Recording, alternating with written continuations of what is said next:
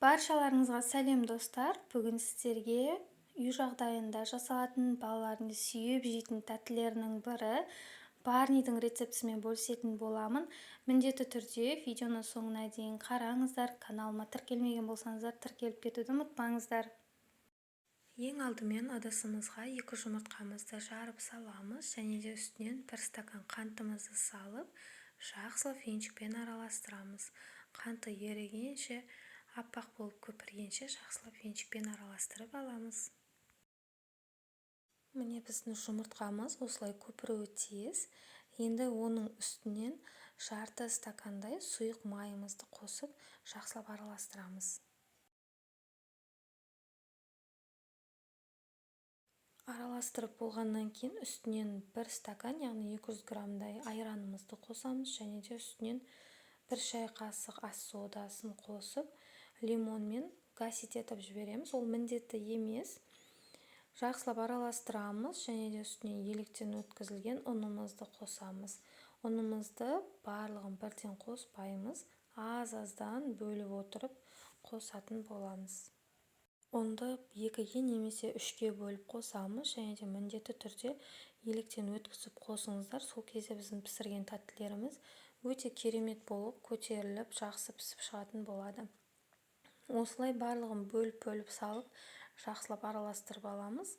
Бізде осындай қоймалжың масса шығуы керек. Енді оны бір шетке алып қоямыз да, келесі бір ыдысымызға 3 шай қасық какаомызды қосамыз және де үстіне жаңағы қоспамыздан салып, жақсылап араластырып аламыз. Біз бұнымен барнидің қолдарын, аяқтарын, құлақтарын жасайтын боламыз. Барлығын жақсылап араластырып аламыз. Бізде осындай масса шығуы тиіс. Енді бізге осындай қалып қажет болады. Осы қалыбымызды алып, ішін жақсылап майлап шығамыз.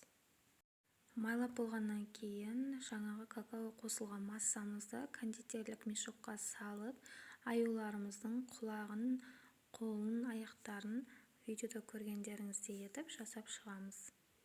Егер қаласаңыздар, какао қоспай, бірден құйып жасай берсеңіздер де болады. Мен әдемірек болсын деп, осылай какао араластырып, қол аяқтарын жасап шықтым.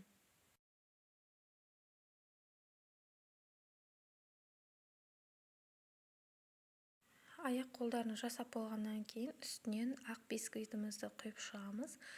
Мен 3 ас қасықтай құйып шықтым.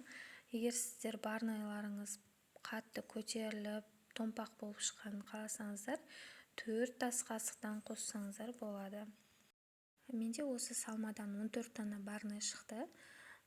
Салманың ортасына шоколад немесе банан, өз қалауларыңыз бойынша салып жасасаңыздар болады. Өте керемет, дәмді болып шығады. Барлығын құйып болғаннан кейін 200 градуста қызып тұрған пешімізде 20 минут пісіріп аламыз.